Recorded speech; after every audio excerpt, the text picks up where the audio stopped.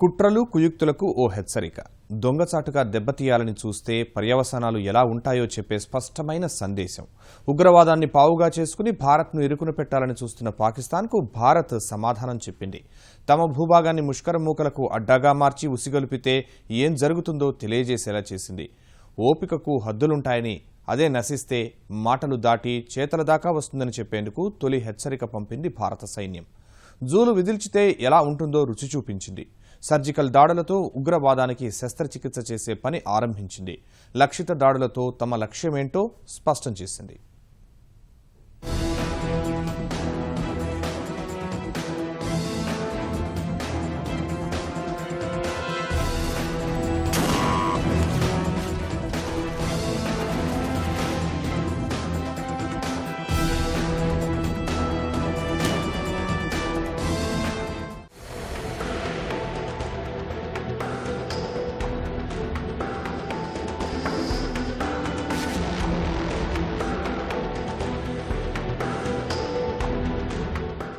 మాటలు లేవు, ఇక చేతలే.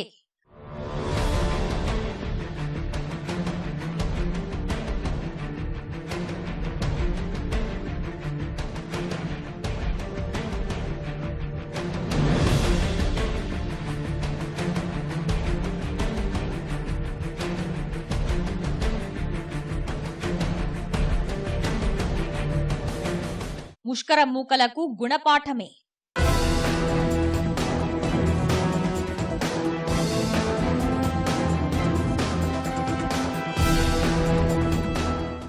మొదలైన భారత సైన్యం పరాక్రమం.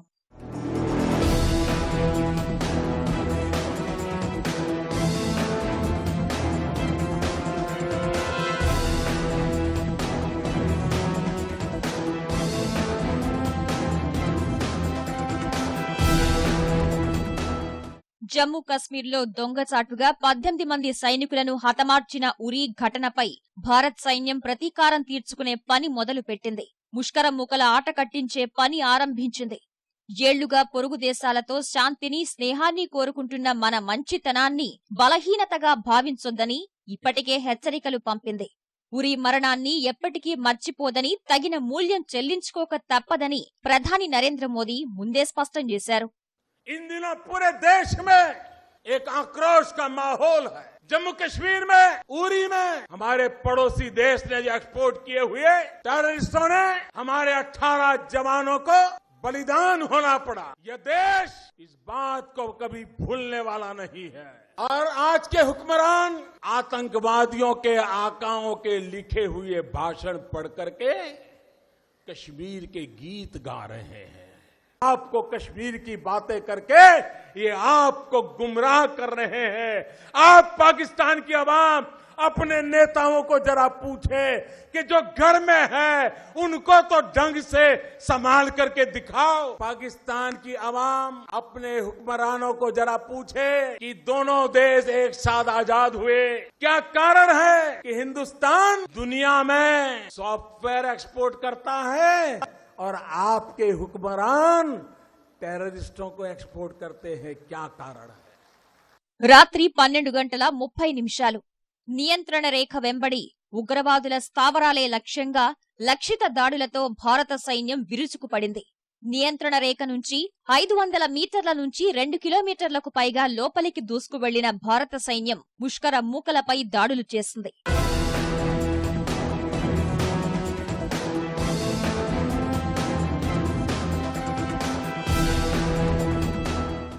వైమానిక పదాతి దళాలు సంయుక్తంగా కుప్వారా, పూంచ్లో నియంత్రణ రేఖ వెంబడి 5-6 ప్రాంతాల్లో లక్షిత దాడులు చేసినట్లు తెలుస్తోంది. వైమానిక దాడుల్లో భాగంగా MI-17 హెలికాప్టర్లను వినియోగించినట్లు తెలుస్తోంది.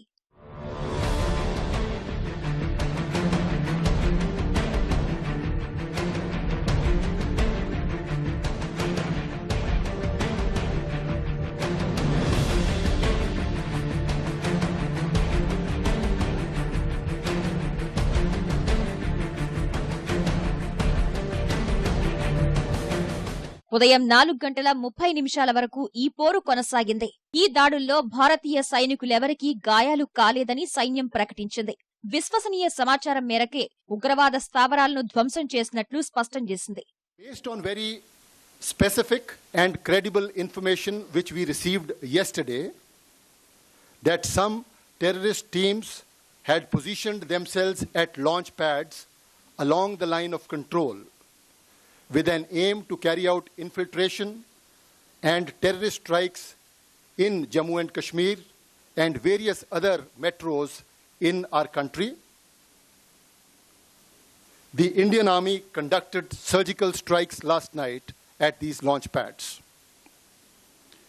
The operations were basically focused to ensure that these terrorists do not succeed in their design of infiltration and carrying out destruction and endangering the lives of citizens of our country. ఈ దాడులకు సంబంధించి కొన్ని రోజులుగా సైన్యం అధ్యయనం చేసింది. ఉగ్రవాదుల కదలికలను నిఘా వర్గాల సమాచారం ఆధారంగా ఎప్పటికప్పుడు అంచనా వేసింది. వారం రోజులుగా నియంత్రణ రేఖ వెంబడి ఉగ్రమూకల స్థావరాలపై కన్నేసిన సైన్యం పక్కా ప్రణాళిక ప్రకారం లక్షిత దాడులకు పాల్పడింది. During these counter-terrorist operations, significant casualties have been caused to the terrorists and those who are trying to support them. The operations aimed at neutralizing the terrorists have since ceased. We do not have any plans for further continuation of the operations. However, the Indian armed forces are fully prepared for any contingency that may arise. ఈ దాడులపై పాకిస్తాన్ సైన్యానికి కూడా సమాచారం ఇచ్చినట్లు భారత సైనికాధికారులు ప్రకటించారు. ఈ ప్రాంతంలో శాంతి కొనసాగించాలి అనేదే లక్ష్యమని స్పష్టం చేశారు. భారత పౌరులను కాపాడే లక్ష్యంతో ఉగ్రవాదుల నిర్మూలనలో భాగంగానే దాడులకు పాల్పడినట్లు తేల్చి చెప్పారు. ఉగ్రవాద స్థావరాలపై భారత సైన్యం దాడి నేపథ్యంలో సరిహద్దు రాష్ట్రాల్లో కేంద్ర ప్రభుత్వం హై అలర్ట్ ప్రకటించింది. జమ్మూ కశ్మీర్, పంజాబ్, గుజరాత్, రాజస్థాన్ రాష్ట్రాలు అత్యంత అప్రమత్తంగా ఉండాలని సూచించింది. సరిహద్దుకు 10 కిలోమీటర్ల దూరంలోని అన్ని పాఠశాలలు మూసివేశారు. కశ్మీర్లోని విమానాశ్రయాలు, వైమానిక స్థావరాల వద్ద భద్రత కట్టుదిట్టం చేసింది. ప్రధాన విమానాశ్రయాల్లో భద్రత పెంచారు. సరిహద్దుల్లో భద్రత కట్టుదిట్టం చేసి భారీగా రక్షణ బలగాలు మోహరించారు. అంతర్జాతీయ సరిహద్దుకు 10 కిలోమీటర్ల దూరంలో ఉన్న పంజాబ్ గ్రామాలను సరిహద్దు భద్రతా దళం ఖాళీ చేయించింది. ఇతర రాష్ట్రాలు కూడా అప్రమత్తంగా ఉండాలని కేంద్రం సూచించింది. ఉగ్రవాద స్థావరాలపై దాడులకు సంబంధించి ముందే సమాచారం ఇచ్చినా పాకిస్తాన్ మాత్రం ఈ సైనిక చర్యపై యథావిధిగా ఖండన ప్రకటనలు విడుదల చేస్తోంది. స్వయంగా శాంతి నెలకొనాలనే ఆకాంక్షను బలహీనతగా భావించవద్దని కొత్త సుద్దులు చెప్తున్నారు. ఇక్కడ ఒక్కటి మాత్రం స్పష్టం.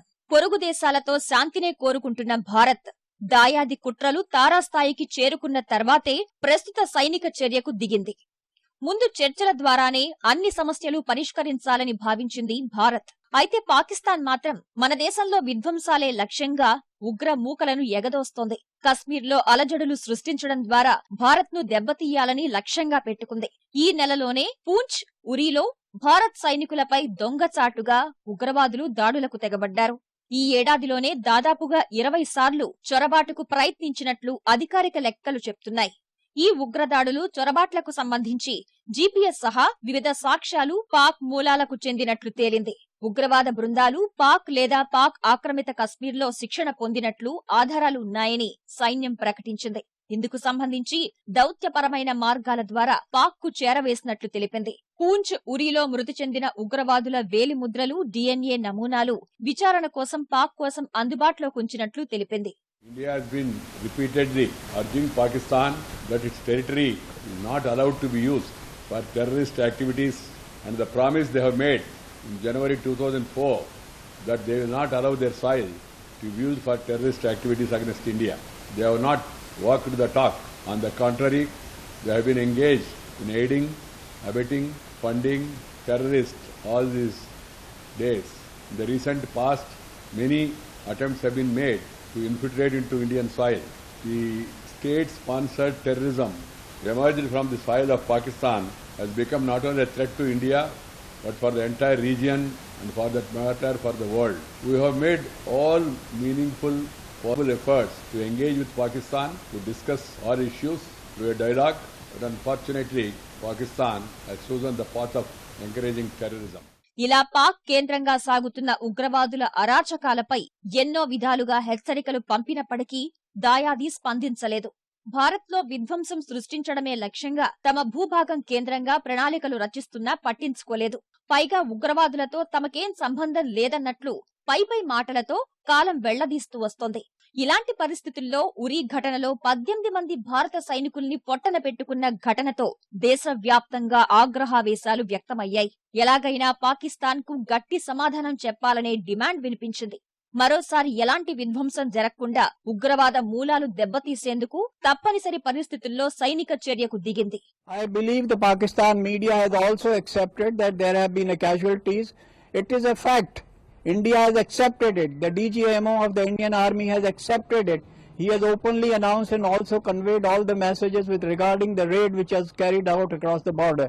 So whatever Pakistan say may be correct, but it has been done, and Pakistan should realize it will continue to do it because India has lost its patience because the number of terrorist attacks which they have been mounting across the border in the Kashmir Valley. Surgical దాడుల తర్వాత జరిగే పర్యవసానాలన్నింటినీ భారత సైన్యం అంచనా వేసింది.